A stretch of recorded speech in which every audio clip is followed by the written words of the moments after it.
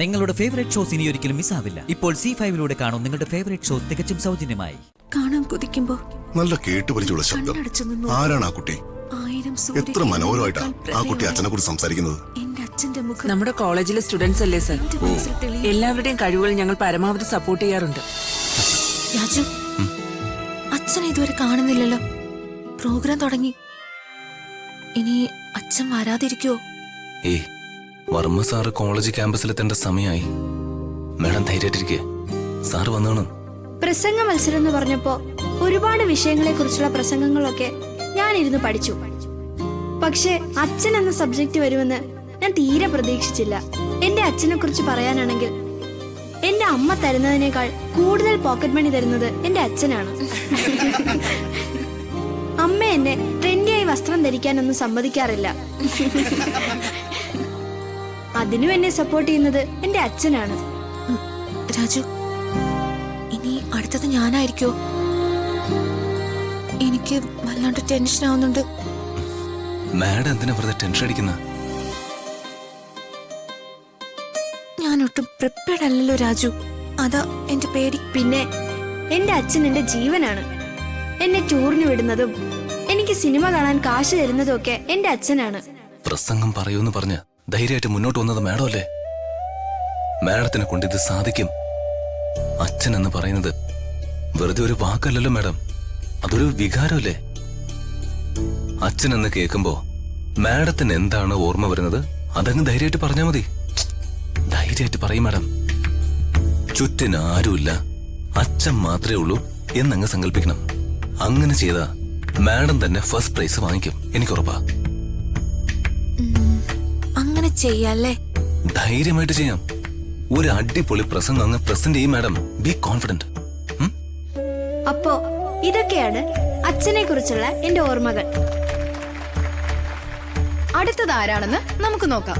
അച്ഛൻ എന്ന ടോപ്പിക്കിൽ അടുത്തതായി പ്രസംഗം അവതരിപ്പിക്കാൻ പോകുന്നത് ഋതിക വർമ്മ.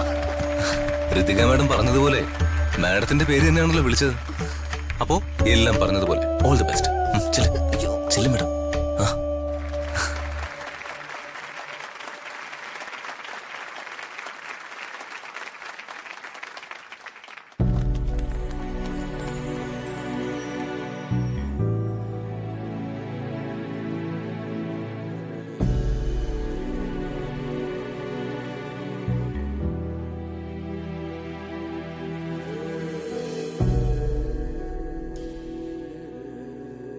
അച്ഛൻ എന്ന് പറയുന്നത് വെറുതെ ഒരു വാക്കല്ലല്ലോ മാഡം, അതൊരു വികാരമല്ലേ?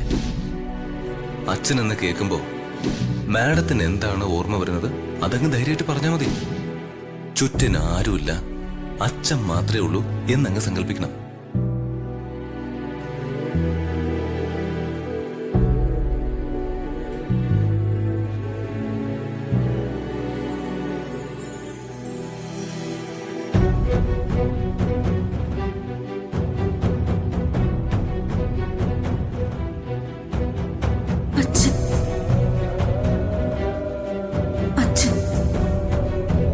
വാക്കുകളാൽ വർണ്ണിച്ച് തീരാനാവാത്ത, അണയാത്ത ഒരു തിരിനാളം പോലെ എന്നും എന്റെ ഹൃദയത്തിൽ ഞാൻ സൂക്ഷിക്കുന്ന, ഞാൻ എന്നും ഉരുവിടുന്ന പവിത്രമായ വാക്ക് അച്ഛൻ. കുഞ്ഞിക്കാലുകൾ കൊണ്ട് ഞാൻ പിച്ച വെച്ച് നടക്കുമ്പോ കാലിടറി ഞാൻ വീഴാതെ കൈത്താങ്ങായി എന്നെ ആദ്യ അക്ഷരം കുറിപ്പിച്ചു. അവസാന ശ്വാസം വരെ എന്റെ കുഞ്ഞിളം കൈ ചേർത്ത് പിടിച്ച ആ കൈകൾ എന്റെ കൂടെ ഉണ്ടാവണം. അതായിരിക്കും ജീവിതത്തിൽ എന്നെ മുന്നിലേക്ക് നയിക്കുന്ന ദീപം. അച്ഛന്റെ നെഞ്ചിലെ ഇളം ചൂടേറ്റ് ഞാൻ വർണ്ണ ചിത്രശലഭങ്ങളെ സ്വപ്നം കണ്ട് മയങ്ങിയിരുന്നു. സ്നേഹമാവുന്ന പവിഴങ്ങളും രത്നങ്ങളും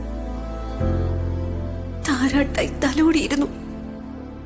അച്ഛൻ അകലെയാണെങ്കിൽ കാണാൻ കൊതിക്കുമ്പോ നല്ല കേട്ടുപരിചയമുള്ള ശബ്ദം. കണ്ണടച്ചു നിന്നു. ആരാണ് ആ കുട്ടി? 1000 എത്ര മനോഹരമായിട്ടാ ആ കുട്ടി അച്ഛനെ കുറിച്ച് സംസാരിക്കുന്നത്. എന്റെ അച്ഛന്റെ മുഖം നമ്മുടെ കോളേജിലെ സ്റ്റുഡൻസ് അല്ലേ സർ? എന്റെ മനസ്സിൽ തെളിയും. എല്ലാവരുടെയും കഴിവുകൾ ഞങ്ങൾ പരമാവധി സപ്പോർട്ട് ചെയ്യാറുണ്ട്. ഗുഡ്. എന്റെ അച്ഛൻ ശാസനകളുമായി എന്റെ പിന്നിലുണ്ട്. ധൈര്യമായി എന്നും എപ്പോഴും എന്റെ ഒപ്പുണ്ട്. ജീവിതവേദികളിൽ കരുതലിന്റെ സാമീപ്യമേകി ഒരു സാന്ത്വനമായി എന്നെ തഴുകി തലോടുന്ന സ്നേഹനിധിയാണ് എനിക്കെന്റെ പ്രിയപ്പെട്ട അച്ഛൻ. അച്ഛൻ അകലെയാണോ? അല്ല, ഒരിക്കലും അല്ല. എന്റെ മനസ്സിൽ എന്നും സ്നേഹസ്വരൂപമായ ചൈതന്യമായി എന്റെ അച്ഛനുണ്ട്. എത്ര അകലേക്ക് അച്ഛൻ അകന്നു പോവാൻ ശ്രമിച്ചാലും അച്ഛന്റെ അരികിൽ എന്നും ഈ പൊന്നുമോളുണ്ടാവും. അച്ഛനാണോ ജീവനാണോ വലുതെന്ന് എന്നോട് ചോദിച്ച ഒട്ടും മടിക്കാതെ ഈ മകള് പറയും, എനിക്ക് എന്റെ ജീവനേക്കാൾ വലുത് എന്റെ അച്ഛനാണെന്ന്.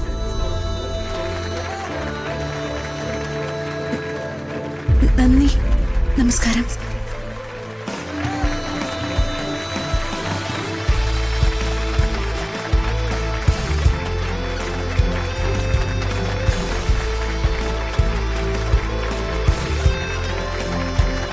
വരൂ സർ.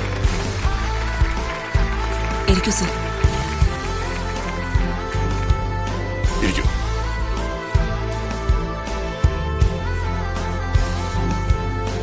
നമ്മുടെ ക്ഷണം സ്വീകരിച്ചെത്തിയ ബഹുമാന്യനായ വിദ്യാഭ്യാസ വകുപ്പ് മന്ത്രി ശ്രീ പ്രതാപവർമ്മ സാറിനെ ഈ കോളേജ് ക്യാമ്പസിലേക്ക് ഹാർദവമായി സ്വാഗതം ചെയ്യുന്നു. 2 വാക്ക് സംസാരിക്കാനായി ഞാൻ പ്രതാപവർമ്മ സാറിനെ ക്ഷണിക്കുന്നു.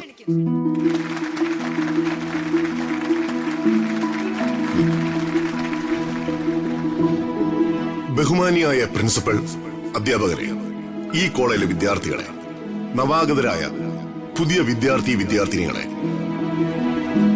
നിങ്ങളെപ്പോലുള്ള യങ്സ്റ്റേഴ്സ് എനിക്ക് നൽകുന്ന ഈ നിറഞ്ഞ കയ്യടികളാണ് എന്റെ ശക്തി. എന്റെ കർമ്മമേഖലയിൽ ഞാൻ എന്ത് ചെയ്തു എന്ന ചോദ്യത്തിന് ഉത്തരമായാണ് ഞാൻ ഈ കയ്യടികളെ കാണുന്നത്. കോളേജ് രാഷ്ട്രീയത്തിൽ നിന്നായിരുന്നു എന്റെ രാഷ്ട്രീയ ജീവിതത്തിന്റെ തുടക്കം. കലാലയ ജീവിതം എന്ന് പറഞ്ഞാൽ എനിക്ക് അതൊരു മറക്കാനാവാത്ത അനുഭവമാണ്.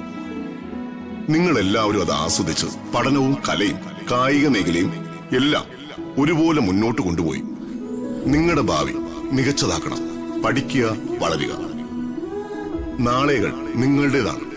നവാഗതരായ വിദ്യാർത്ഥികൾക്ക് എന്റെ എല്ലാവിധ ആശംസകളും നേരുന്നു. ഡൗൺലോഡ് ചെയ്യൂ C5 ആപ്പ്. കാണൂ എല്ലാ എപ്പിസോഡുകളും സൗജന്യമായി.